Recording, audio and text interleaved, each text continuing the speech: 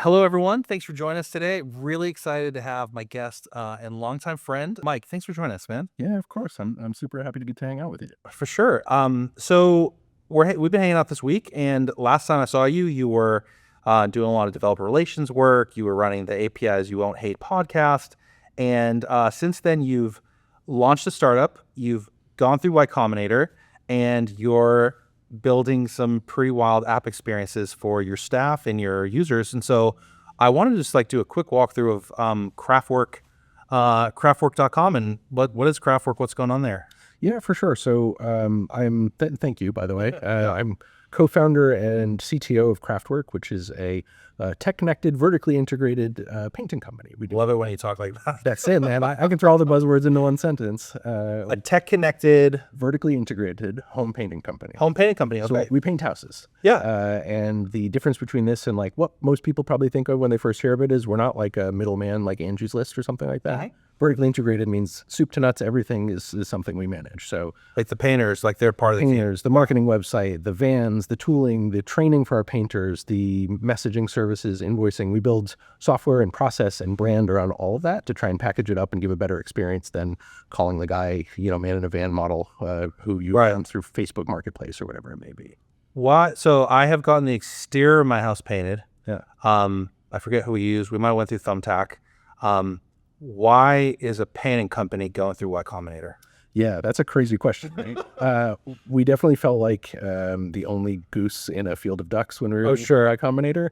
And it has to do with the scale of the problem. So painting is a crazy old industry. Homes have been painted forever. And it is also one that is sort of a laggard in technology. So there's not a lot of tech in the paint world. The biggest companies in the world, Sherwin-Williams, Behr, those sorts of companies have technology integrated into their product, but paint companies don't typically. It's also, economically speaking, a really, really large opportunity. So in the US, it's multi-billions of dollars in paint sales and services in the US just alone each year. And so our goal is to take the experience that you might expect from a service that you get anywhere in 2025. So to bring your home painting experience more like that. So in other words, we want to give you the Domino's Pizza Tracker experience of getting your house painted. You should be able to get in touch with us, scope your project, tell us what you're looking for, what you're worried about, your design dreams, things like that, and get it all sorted out through our tech. We deploy our team of highly skilled painters on site and they'll show up and to your house at the right time with the right materials and the right training and give you a really great flawless paint job. And we make sure that everyone's satisfied and that we've done a great job and pack up and head out at the end of the day. So imagine one aspect of even when we were getting our house painted that was challenging is just doing the dance of getting the work estimated. Yeah. Even two houses that are the same contractor 50 years later have different setups, have different exteriors, have different conditions of the house. And so I grew up, my dad was a carpenter. I grew up in the trades. And I know that initial dance of figuring out what the customer is saying versus what they need done, I'm assuming you're weaving technology or app development into that. Yeah, it's an interesting place for tech to be because at its heart, what we're doing is trying to communicate with people.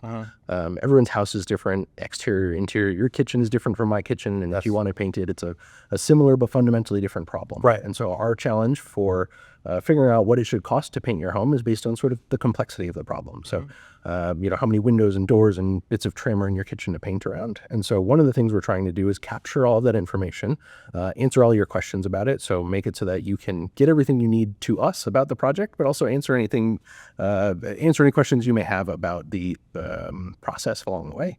And then deliver you a project that has transparent pricing that's fair, that is predictable, so that the next time you come to us, if you want to repaint your kitchen, it should be the same price in theory. And that we deliver on what we promise, and that we have a really, really good sense of how long it's going to take us to do the job when we scope it out with you.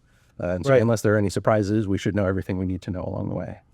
So then that brings us to the impossible task of bridging a paint company with React Native and mobile app development. And I think you're the man for the job. I'm trying at least. So what's the tech stack? How does this kind of turn into on the tech side? What's this look like? We build a ton of technology. We have our sort of line of business application that is built on top of Ruby on Rails, which is where we have all of the orchestration of messaging. So our customers may call or email or text us. So Craftwork is an app in the App Store? Craftwork is an app in the App Store as well. So, but it's used by our painters. So our crew of painters. So when you said line of business, this is so the back end is what our team in-house uses, our HQ team, like our operations and sales folks. Our painters in the field use a React Native app, which is how they scope out their work. So you log into the Craftwork app at the beginning of the day, you clock into your shift, it'll tell you where you're going. So quite literally, like which house you're going to in the neighborhood, give you directions to get there. And then once you get there, photos of the home beforehand, information about what you need to know. So for example, there might be oil paint on the walls, and we have to treat that differently than latex paint, or there's damage to repair, and so you need to do drywall repair. So everything is in there for our painters to see, and they can, throughout the process of painting, they clock in and check in on what they've gotten done. Many projects are multi-day, so at the end of the day, they give sort of a check-in that gives our customers a sense of what's going on. So, hey, we finished 2 coats of paint in your living room, and tomorrow we're going to clean it up and move on to the bedroom or whatever the case may be. literally a state machine. Yeah, in a sense. But you kind of skipped over like how those painters, how would they have known the oil? Like how did those get inputted? Right. So that side of the problem is outside of React Native, we have a whole experience for our customers to submit photography of their space. So many of our customers will send us pictures or videos of their home. Yep. Our team will look at those pictures and videos, and if we're able to, we'll scope out their project entirely remotely, so a fully virtual experience. Cool. We're able to do that for a good majority of our projects right now. There are some where we'll go on site if it's a really detailed project or it's a huge home with 30 rooms or something like that. Of course. It makes a little more sense to go on site. And then that is a translation problem. So we capture the scope of the problem, we put it into what amounts to a great big to-do list with loads of details, like what color is being painted, is it matte or gloss or semi-gloss, and what order should these things be done in, how are they interdependent with one another. And then when the painters arrive, they sort of divide and conquer. So they make a plan amongst themselves. And look at the to-do list, and we make sure the materials are all delivered on site by our delivery team and by our partners that provide us paint. And then the orchestration basically goes on from there. So every day the painters check in, our customers get a nice message at the end of the day saying what's going on. If they have questions during the day, they can ask the team on site or text our central team, and we'll do our best to answer them. Wow. And one of the things I haven't mentioned yet either is that most of our painters speak Spanish as their primary language. Sure. So we're doing all of this with internationalization. Oh, it's amazing. Lots of translations. We use translation APIs to take customer messages and translate them into Spanish. Wow. Or vice versa from our painters. One of the things we do that's a nice personal touch for providing a high sort of degree of service is we ask you some things about your home before we show up. So what door should we come in? Is there a sink, bathroom we can use? Yeah, what pets do you have? What are their names? So that when we show up, we know your dog is named Skippy or whatever the case may be. And that's really nice. We'll translate all that for our painters, and it makes you feel the end product is that hopefully you're more comfortable with the folks that are showing up. And listen to as a customer. I mean, we have a renovation project going on, and we are having to text every couple days. Otherwise, we won't get any updates. And it's like sometimes it's just the work of the foreman just having to communicate status is like the impossible task if it could just get communicated. Yeah, that's it. Okay. So then you mentioned to-do lists. So my dad was a master carpenter. He built houses, and he'd get assignments from the customer or from an architect, and he'd take that blueprint and he'd go build it.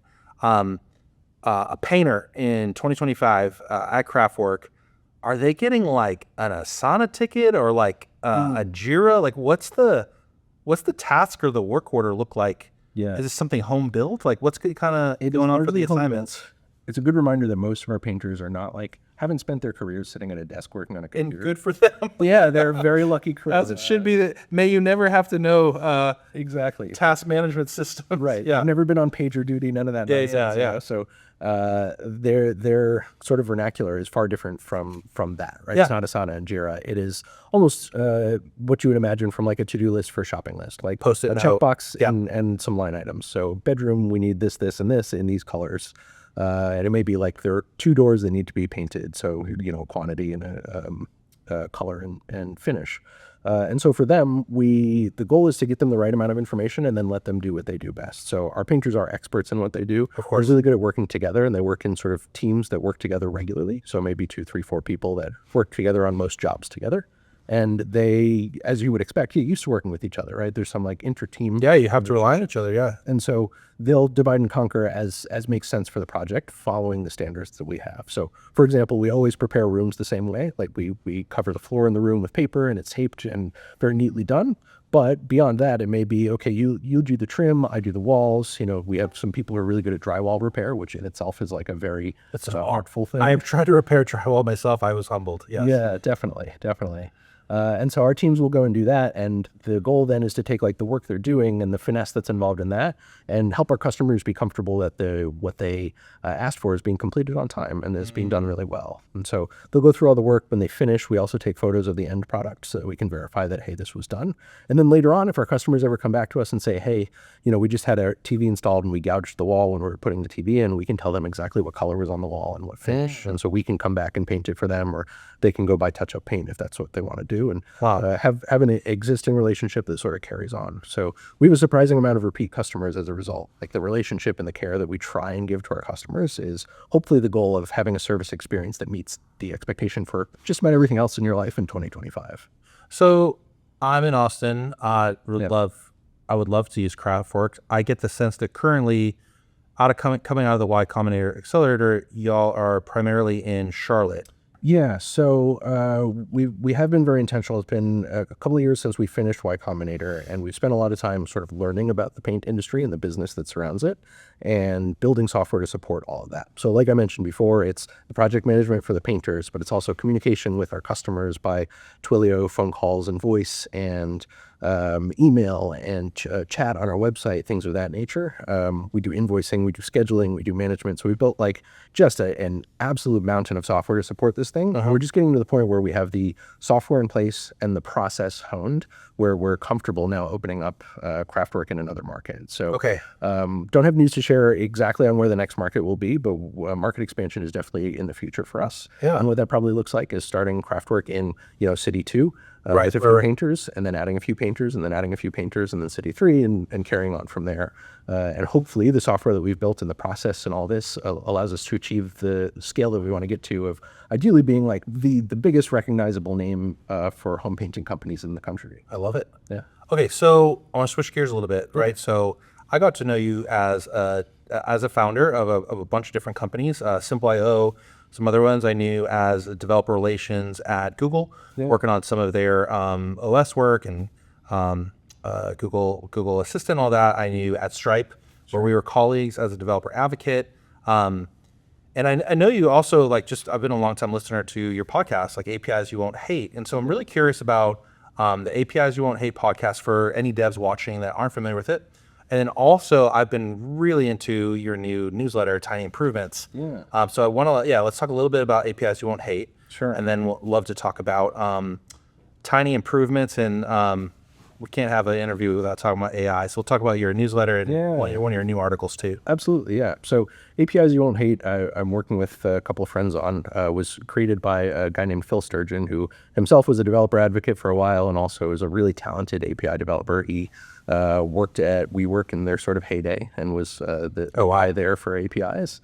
One of the most interesting people I've ever met. He wrote a book by this name, and when he was writing the book, APIs You Won't Hate, he and I became friends actually via Twitter. And we started a Slack community. So we have a few thousand API developers in Slack. We have published a couple of books since then.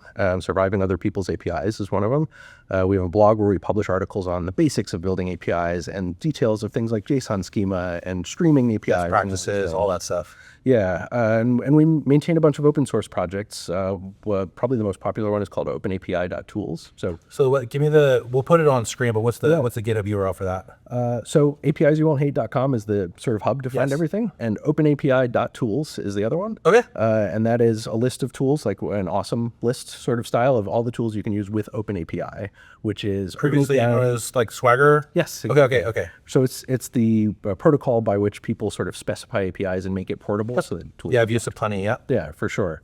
And so that community is really large. We also have a podcast. We have a newsletter that goes out twice a month. Yep. And it's all driven by community created content and articles that we write. So it's a labor of love. That's definitely a side project. You've been doing it for a while now. Yeah, since probably 2018, something like that. Wow, yeah, that's awesome. I've rebuilt the website for that a few times, and now we're using Ghost, which means I don't have to touch it. Oh yeah, Ghost is great. Yeah, that's a great project. It's super nice, and it's a labor of love, and I get to do my favorite thing, which is talk to people smarter than me. So I'm far from an API genius, but I get to be surrounded by API geniuses and ask them the questions that like a front-end developer who doesn't know what debounce would ask, you know? I mean, I feel like learn by teaching is the way to go. Yeah. I learn from others being comfortable talking about what they're exploring, and that's why I thought you're talking a little bit about your newsletter. I love the newsletter, and the designing with AI really caught my attention recently. Yeah, so I also produce a newsletter on my own site. That's my name, MikeBifulco.com.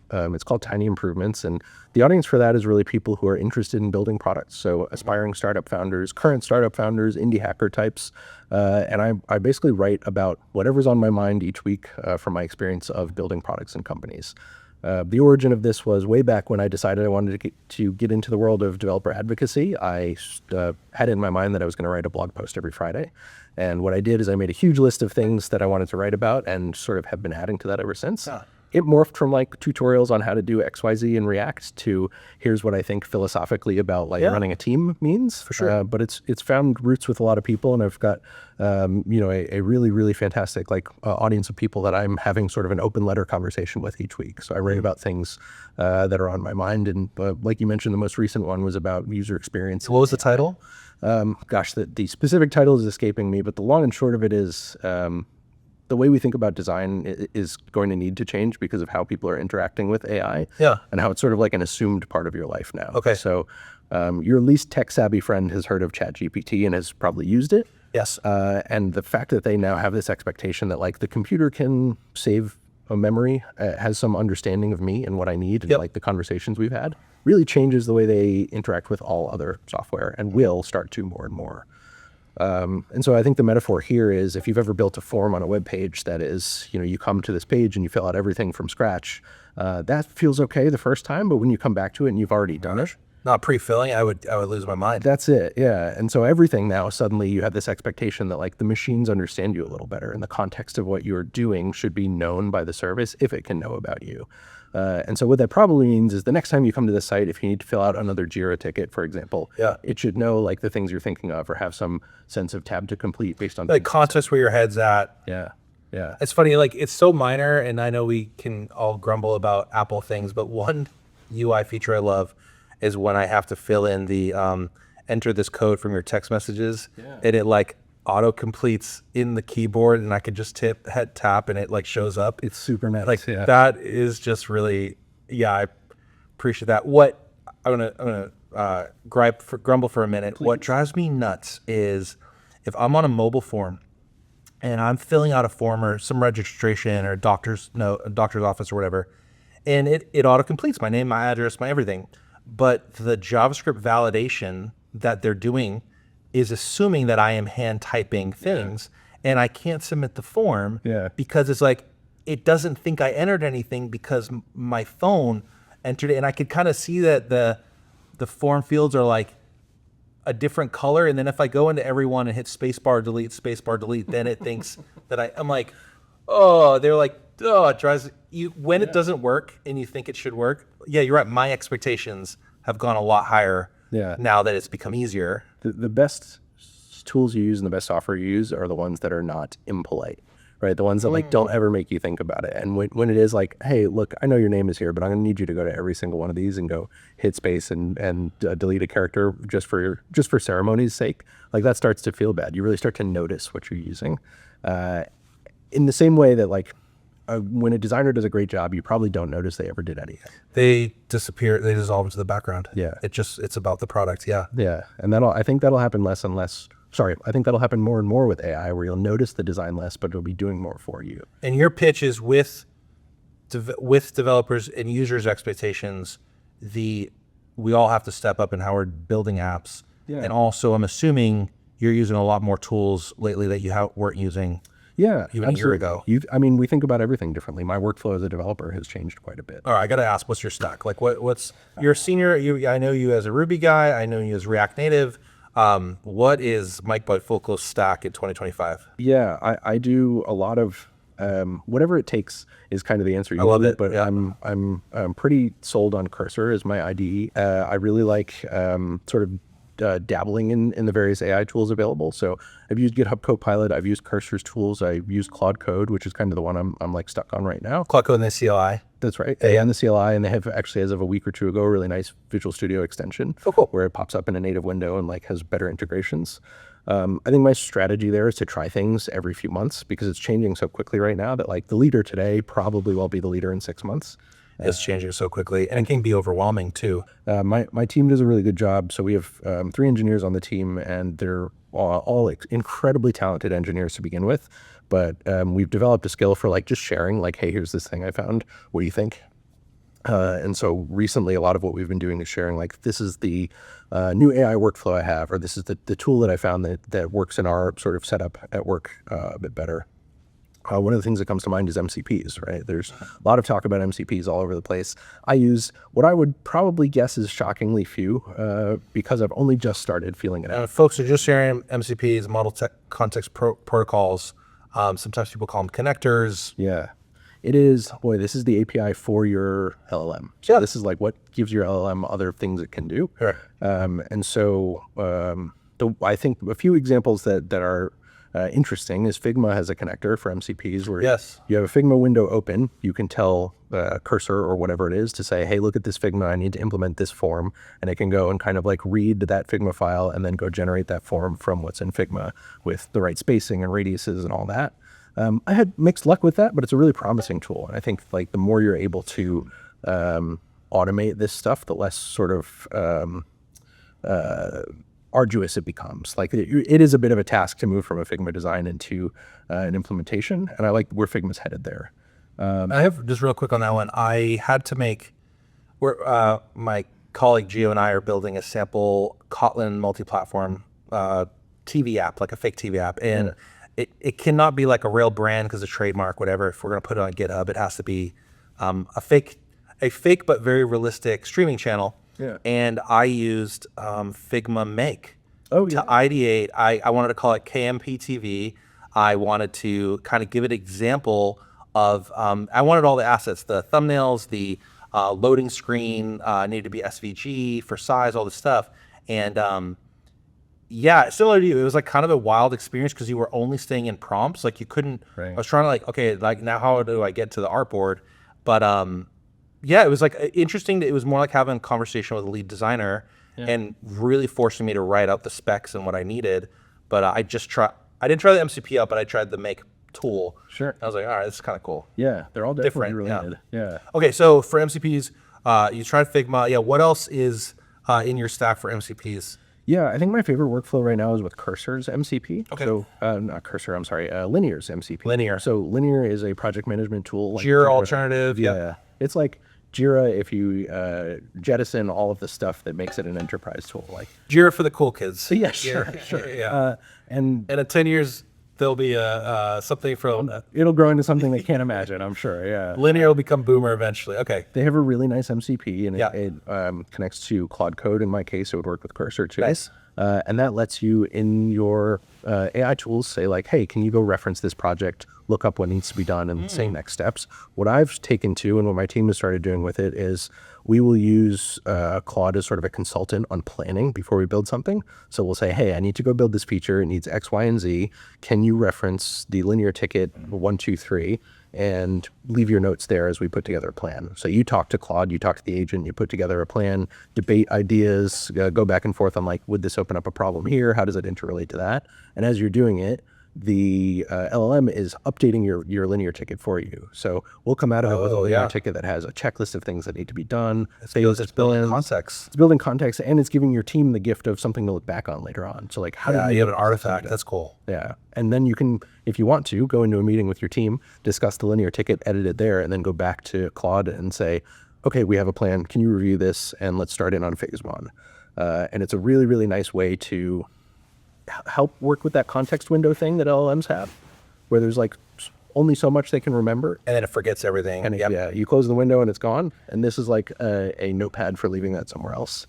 That's a little bit more communal and also like gives you something to fall back on too. So that workflow has been really nice for us. So one thing I try to take a lot of pride in is a developer gives us an issue, files an issue, or goes in our GitHub about something that's broken on Fire TV or Vega or Alexa. Sure. And I love nothing better than when an upcoming release comes out and I can tell the dev, like, hey, really thank you for your feedback. We're able to, like, that fix was the full loop. Yeah. So theoretically, two different scenarios. Painter on your crews like Mike.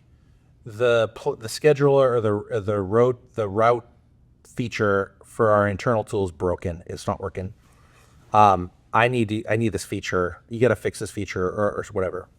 The other use case is a customer is using your consumer, like your iPhone app or something, trying to input media, something breaks, and you realize I need to build a new feature. Yeah. In 2025, how are you doing that, fixing those issues or building a new feature different from how you would have done a year or two ago? Yeah, there's a bit more of a full cycle workflow. That's maybe a little more automated than it used to be. Okay. But the workflow would be, so, Chris came to me with a bug that he can't upload a photo.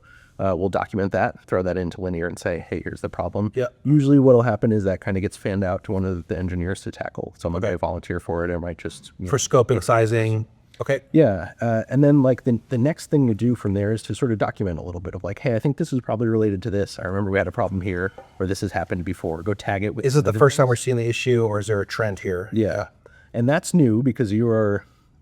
In the past, when I was fixing bugs, it was like, I remember these things. You sort of feel something is familiar, and that is just like what you use your prior experience to build something. It's now really useful to write that down somewhere where the machines, the robots can access it and say like, hey, this is probably related to that migration we did 2 weeks ago. We changed the library for X, Y, and Z. And then either you can go chase it down yourself with a little more like a dutiful reminder to yourself of what needs to be done, or assign it out to an agent and say, hey, try this. And submit me a pull request for it, and make sure you write tests for it. So that's a really valuable thing to do as well, is have the tests that match the problem, right? So like the next time an upload fails, you want to know about it proactively. So either you get a test failing before it deploys, or some sort of telemetry that says, hey, way up in our Sentry, it says, hey, someone just had a problem with this, and you can get to them before they report the bug, or hopefully never get to the bug at all. Have you had any features or fixes that were triaged, coded, reviewed, and committed from an agent? Yeah. What's an example of one? Little ones are probably the place we start most typically, but everything from like a typo on a page, right? Oh, sure, yeah. One of the things that came up recently is we had misspelled boundary on a page for a map, right? Here's the boundary of our service area. But we have other things that come up where it may be like, hey, someone has reported that occasionally when they load this page, the list will be stuck on what was there before. And that's a little more vague of a description, but there's enough to sort of feed into the context of the model, and it knowing that, say, it's a React problem or whatever it may be, that it can go dig into like, oh, there's probably a use effect, there's probably a navigation problem, a cache that's not being cleared somewhere, and go look at the usual suspects and bring that to us. And often, GitHub has a really nice integration for setting off agent workflows. We can tell it to go create a pull request, and then it'll open the pull request, and that pull request will automatically be reviewed by GitHub Copilot's PR review system. And so there's like 2 different sets of LLMs working on this before I put my eyes on it at all. And then hopefully it passes CI. Someone can pull it down and test it, or test it in our staging environment. And the whole thing is sort of automated to a degree that it never could have been before. I love it. I feel like for myself, I am writing better quality unit tests and functional tests by having a sidekick with me, and we're kind of talking back and forth with my clanker friend, and where I probably in the past would have just wrote minimal tests, and then things will pass that shouldn't pass, and things are failing that shouldn't. And so I love what it's doing on the pipelines, workflows area, actions area. The other thing I've really appreciated about you over the years is you've been an ardent React Native supporter for a long time. You really have used it to build Android, iOS apps. A lot of the folks that I talk to are React web app developers, or maybe they're coming from like a native, like an Android space. And so for those devs that haven't really gone deep into get started with React Native, what would you say to them? Any advice, like from your own experience, if you were to start fresh today? Yeah, definitely. I think like a lot of engineers, my background started in web stuff.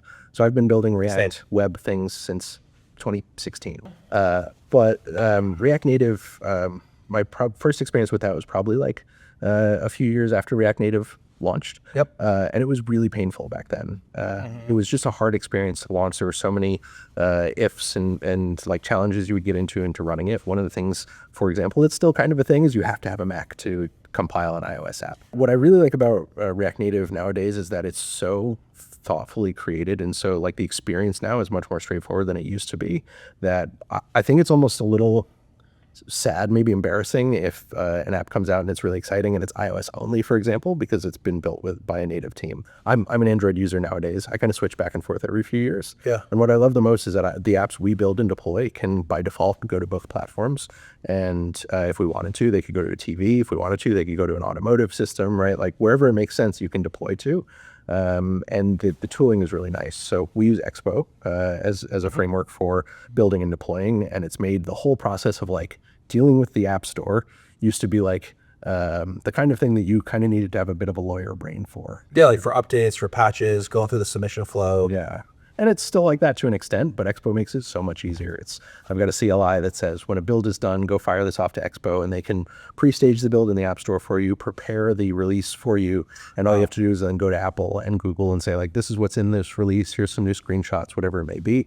And to be honest with you, I bet that's probably all automatable too, but in our case, we don't do it often enough that it's like an arduous task. I know they just released, I just met with the team yesterday, and they were talking about Expo workflows and increasing how they offer up automations for like end-to-end publishing. Yeah. They have this incredible CI pipeline where you can now like throw a tag on a pull request and it'll go do the whole Expo thing for you. That's great. Yeah. That's anything that abstracts away. I think as a React developer, I know for myself too, like you're starting to get into React Native, you're already feeling insecure that you don't know hardware. And then anything that breaks just reinforces like the violent imposter syndrome you're feeling. Yeah. And abstracting away complexity while making it just work.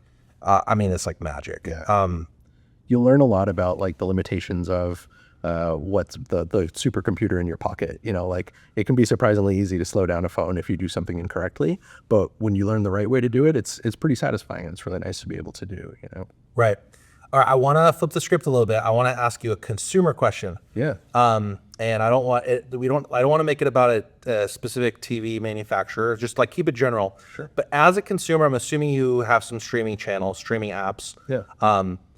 Is there anything that you're like that you want to tell these product teams? Like, I just wish this would be easier, or this shouldn't be that confusing. Anything there that comes like top of mind for you? So a really interesting thing that I think we'll probably start to see, and one of the things that I've like has kind of in front of mind. So full transparency here. In the past, I worked for the Google Assistant team. We talked about that earlier. Kind of have like fingers into that world. Sure. And I think as your Google Assistant becomes more integrated into LLMs, and as your Alexa becomes more integrated into LLMs, people have that same expectation I was talking about before, where the system should be more contextually aware of me and my preferences. So right, even your current state, what you're, Sure. So let's say you and I are roommates, right? And we're sharing an apartment somewhere, and I come home from work. I'm the only one home, and I sit in front of the TV. There's no reason that my streaming service shouldn't show me just the shows I watch. So why is it asking for your profile? That little bit of context would be so magical. Interesting. You know, and if it's the both of us, it should recommend shows that overlap. Like you're both interested in this. Nobody does that. That's not a thing. You know. Yeah. And it should be like, oh, like. Well, it goes back to your article about design, like context with AI, with their design. Yeah. Yeah, and there's so much like little elegant switches you can do with that. Like it'd be really cool if you were binging a show for it to say like, hey, it looks like, Chris is 9 episodes into this. You might also like it, or you might want to start. I would love that. Like I love reading books. Yeah. And I love Goodreads. Mm-hmm. And disclosure, Goodreads is owned by Amazon. I love when I'm reading a book and realize a colleague or a friend of mine is reading it too. Or like there's a couple people that are like in my like smart people category that almost all my book recommendations come from. Like I want to know what they're reading, right. And I wish for TV shows I want that. Yeah. Like I would love to like follow a couple friends and I'm like I love their style, I love their taste, especially when it comes to maybe it's because I'm like not learned enough, but like documentaries. I would love someone who's super into documentaries to be like, I think Trag, you would love this. Yeah. You should. This is right up your alley, or this touches a mix of tech, a mix of palace intrigue, whatever. I'm like, yeah, I want that. Yeah. Right. Yeah. Okay. It'd be incredible if you could get more of that out of your world around you. I just had lunch with some friends at the conference here who were recommending me books to read. Like I'm scribbling them down madly as we go. It'd be really cool if I could then sort of like share that with my people as I do too. I'm a big podcast listener, for example. Yeah. One of the most underappreciated things about podcasts is that, so podcasts are all RSS. It's a feed of episodes. Yeah. But you can also share, I think it's called OPML. I can give you a list of the podcasts I listen to. Yeah. A feed of feeds. Yes. It would also be really nice to have that for documentaries. Like, tell me the documentaries all my friends listen to. Give me the overlap between these things, or like new ones coming out that I might want to add to my watch list or something like that. It'd be really cool for me if you could finish watching a documentary and then like leave yourself a voice note, right? Like let your TV record, like tell me what you thought of this. Write down everything you're thinking of and give yourself a little journal of the documentary, or write a review right then and there. And then I could get not only that you liked it, but also like why as part of the recommendation. Nobody does that either, you know? Your TV, I mean, your devices have microphones on them now, right? Like my remote for my TV has a little microphone in it. It can talk to something somewhere. It'd be really cool if that was something that was built in. To recap, for any devs that are very reluctant to try out agentic coding, or like even taking that first step into Kiro or Cursor or any of those tools, what would you advise them? If you were to talk to a reluctant Mike? I think it's easy to feel threatened right now. And I think one of the most career endangering things you can do is really lean away from that hard. Try things out as you're like seeking comfort and running away from the things you're trying to avoid. Yeah, and like adopting the I don't know, holier than thou mindset, or like I earned this by going to CS school or through a code school or whatever, is not going to help. Like that won't win in the end. And I think the almost always the right thing to do is to be like cautiously curious about the tools, to try things cautiously curious. I love that. Yeah, to be I don't know, like pessimistic might not be the right approach, but to try things out and make sure that they are working as you anticipate, that using the smarts that you have, that you're getting what you expect out of it, and then to dabble, right? Try things, be curious, talk to people, see what they're doing. And within the realm and confines of what you're able to do at work, I know a lot of people probably have work rules where they're only allowed certain things. That's fine, but when you're at home working on your side projects or whatever, spin up something, try a trial of a new service and see what you like and don't like, and see how the market converges around that. I think there's like a literacy we're all developing in the back of our heads right now for how these tools work and what it's like to work with them. Like the language you use when talking to an LLM is something that you're learning, whether you realize it or not. And if you're skipping this part of like existence, it's going to become a really challenging time for you to have a job and keep a job.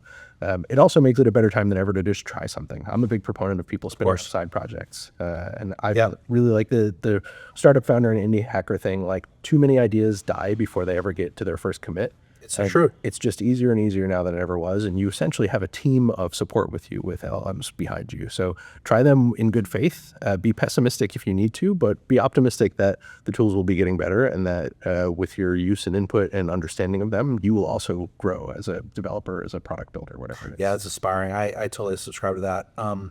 Okay, so if folks want to follow your newsletter, Mike Bifulco.com. That's right. And it's a newsletter on there. Yes, it's on there. It's called Tiny Improvements. The Substack or something? It's entire. Actually, I use Resend, one of the. Oh, cool. Yeah. So API based emails go out each week. I fire them off through their API, and it's free. It's meant for anyone who's interested in building things or curious about it. If you have sort of a product mindset or you're interested in developing it, that's who I'm writing for. And I'm always interested in hearing back from people as well. And so for the thousands of our developers that happen to be in Charlotte, craftwork.com for their painting. That's right. Craftwork.com if you're in Charlotte for now, and soon enough we'll be elsewhere too. Well, Mike, I really appreciate the chat. I'm always inspired by as you learn and build. And I'm super excited for what you have coming around the bend. Thanks, Chris. I consider myself lucky to get to hang out. Thanks, man. I appreciate it. Yeah. All right. Thanks for joining us. Take care.